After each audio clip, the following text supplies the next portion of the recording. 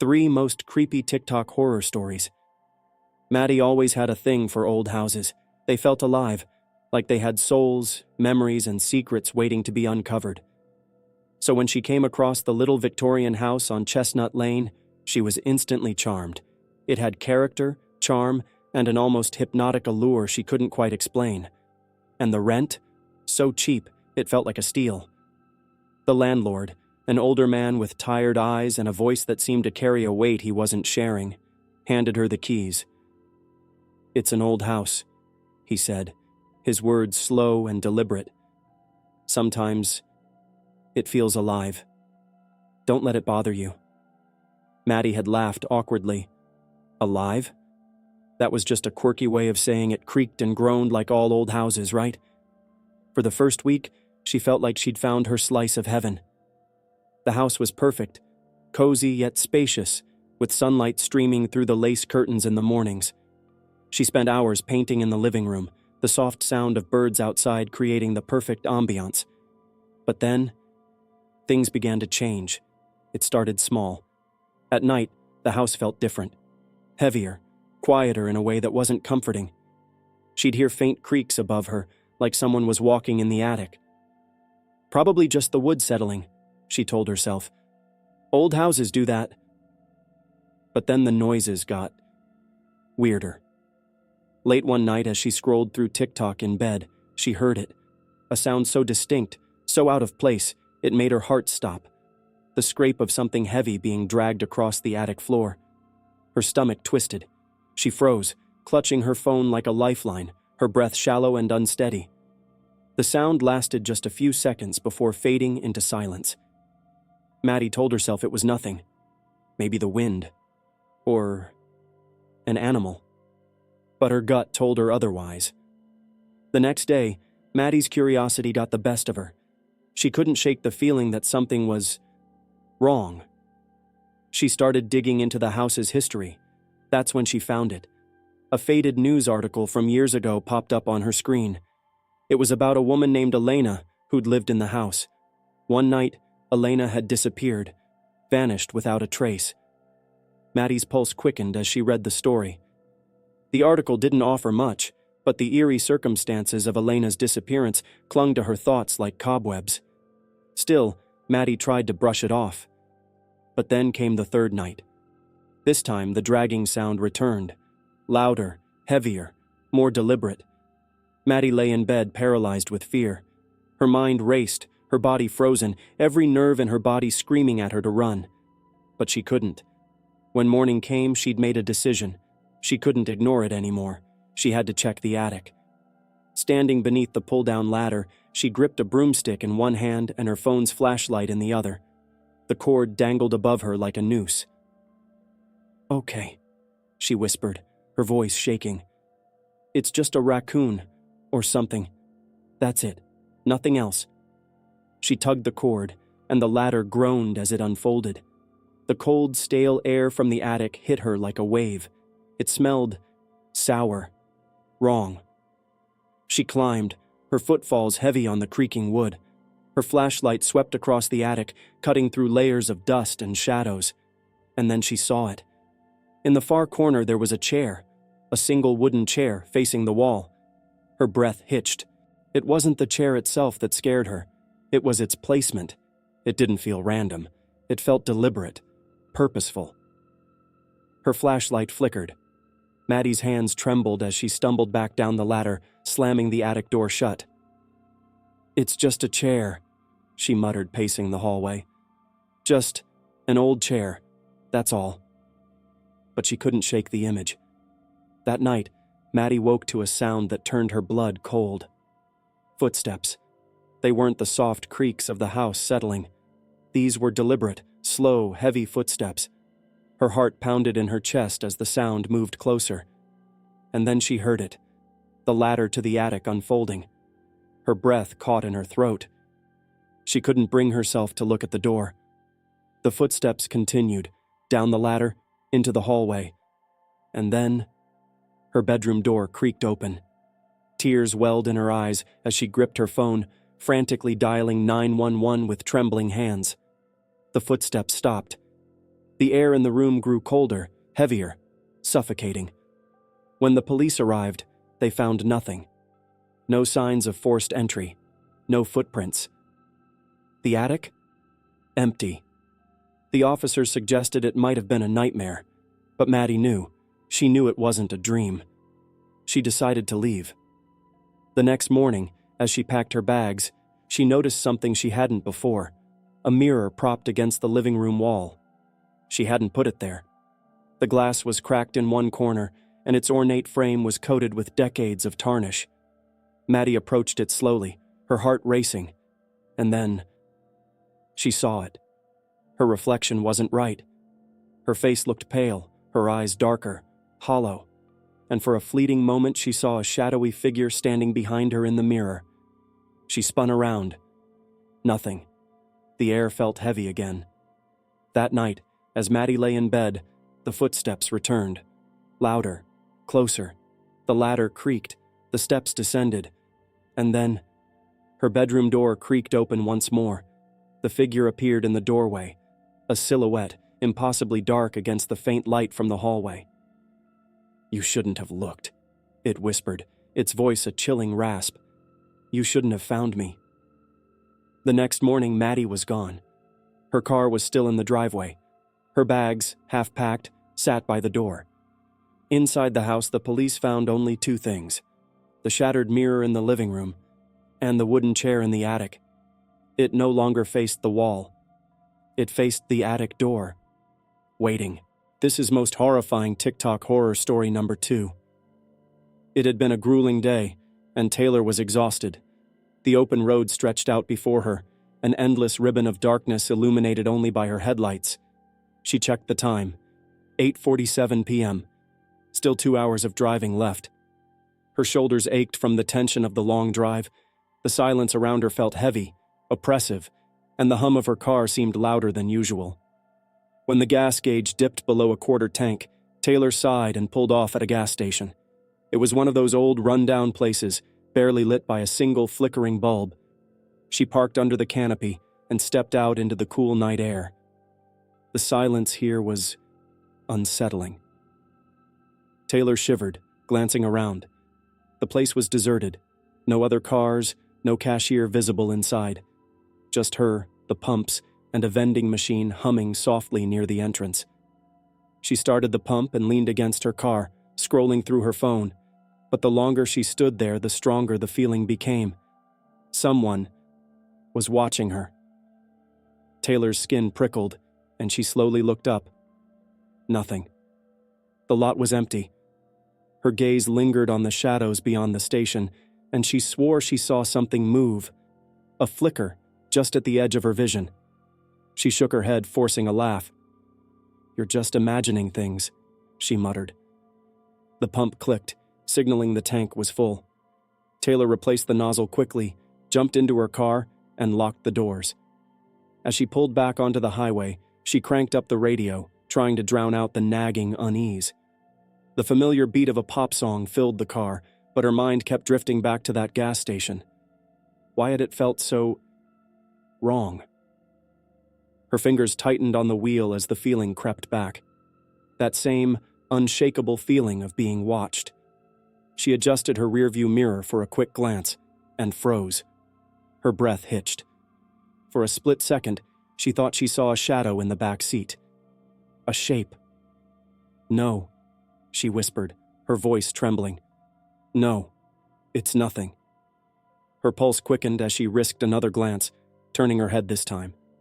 The back seat was empty. Taylor exhaled, a shaky laugh escaping her lips. "Get a grip," she muttered. "You're just tired." But the air in the car felt heavier now, colder. She rubbed her arms, trying to shake the chill, but it clung to her like a second skin. 30 minutes later, she spotted a diner up ahead. Its neon "Open 24 Hours" sign flickered weakly, but it was a welcome sight. Taylor pulled into the gravel lot, parking close to the entrance.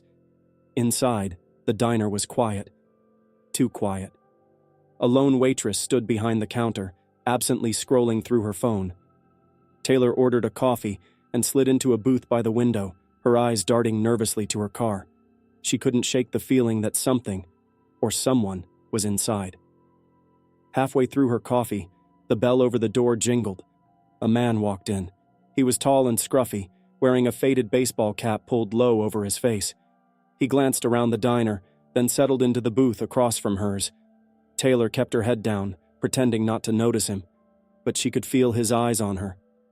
When she went to pay, the man followed. "Long drive?" he asked casually. Taylor nodded, her voice catching. "Yeah." He smiled faintly, but his eyes were cold.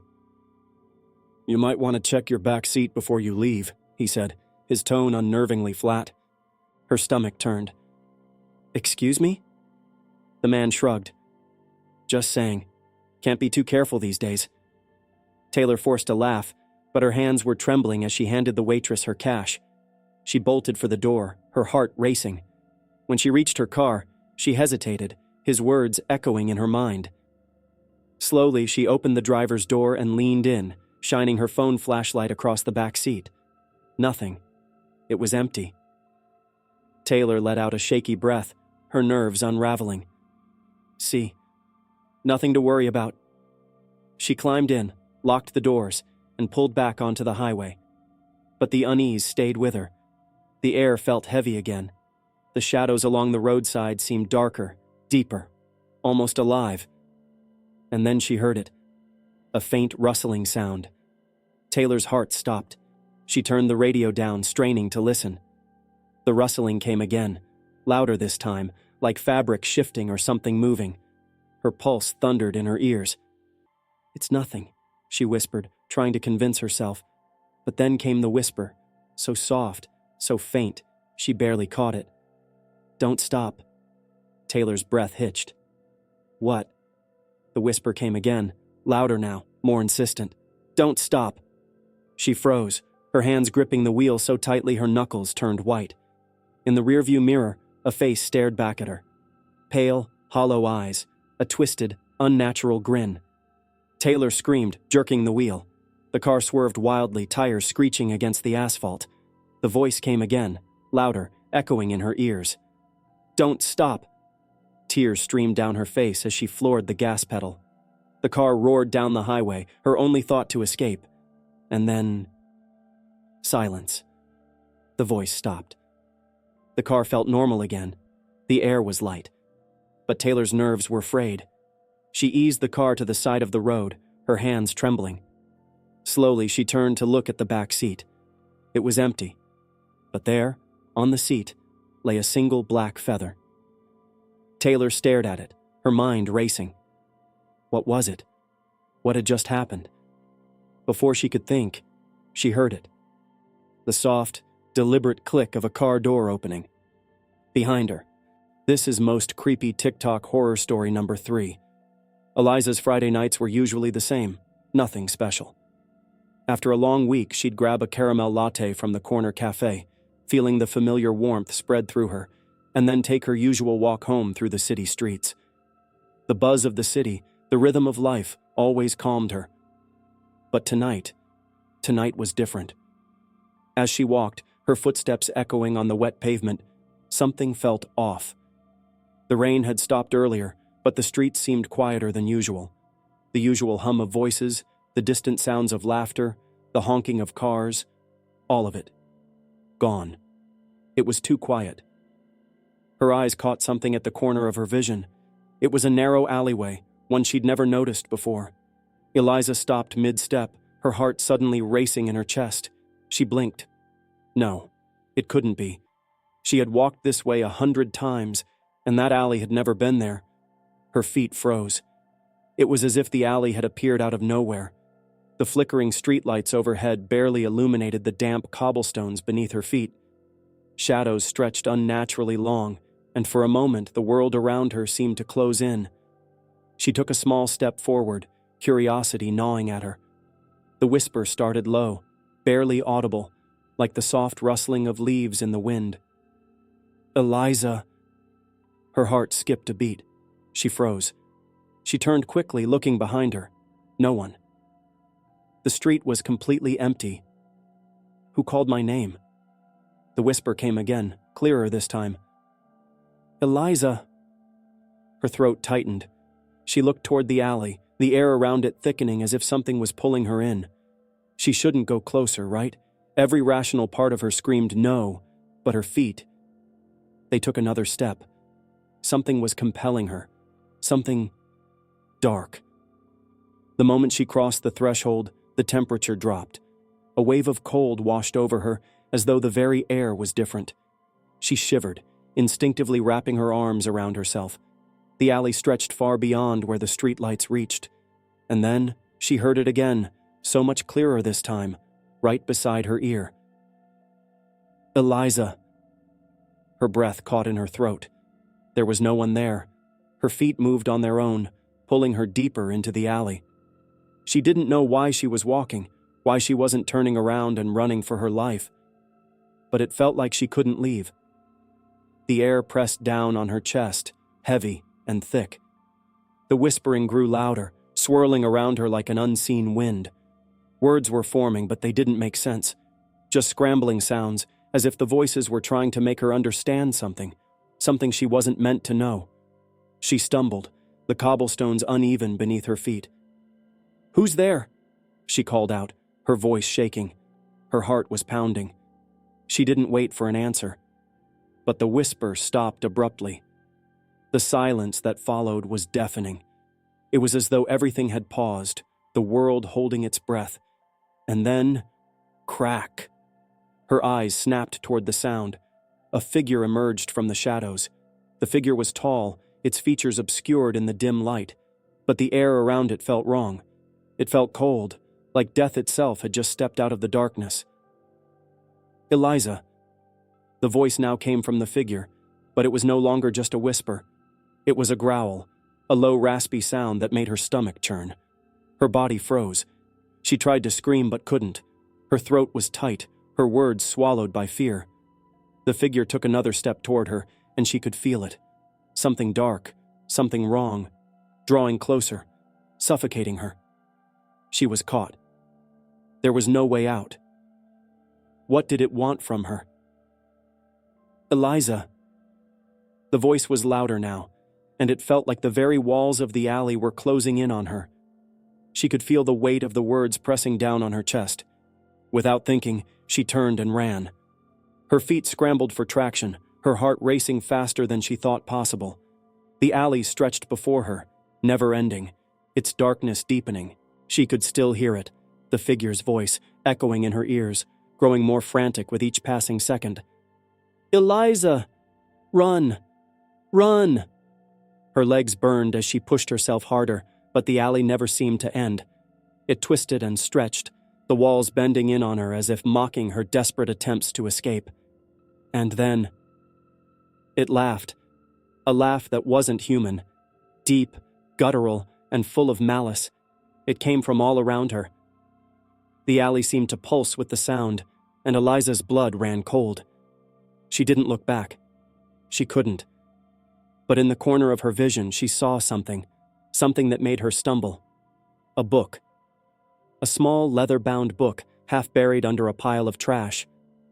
Her fingers reached for it, trembling. The moment she touched it, the world around her shifted. The alley twisted, the symbols on the walls flickering to life, glowing like they were alive. And then, the book opened on its own. The pages turned, each one flipping faster and faster. "Eliza." She couldn't breathe. Her chest was tight, suffocating, and the voice, that voice, it was everywhere now. "You cannot leave." The words were scrawled on the page in a language she didn't recognize. The symbols shifted and pulsed, like they were alive, like they were watching her. The whispers turned to screams, filling her mind with terror. Her heart thundered in her chest. "Eliza." Run. The alley had become a maze, a nightmare she couldn't escape. She turned in every direction, but no matter how fast she ran, the end was always just out of reach. And then she saw it. A light, the end of the alley, the safety of the street. Her body reacted before she could think, her legs pushing forward. She reached for the light, feeling the rush of relief fill her chest. But just as her hand touched the edge of the light, something grabbed her wrist. It was cold. Too cold. The grip was like iron. Eliza. The voice was right behind her now, so close it was like a breath on her ear. She turned, her eyes wild, but saw nothing, just shadows. And yet, the grip on her wrist tightened. She screamed, but the alley swallowed it whole. The darkness was pulling her back. In that moment, she knew. She was never going to leave. The alley had claimed her.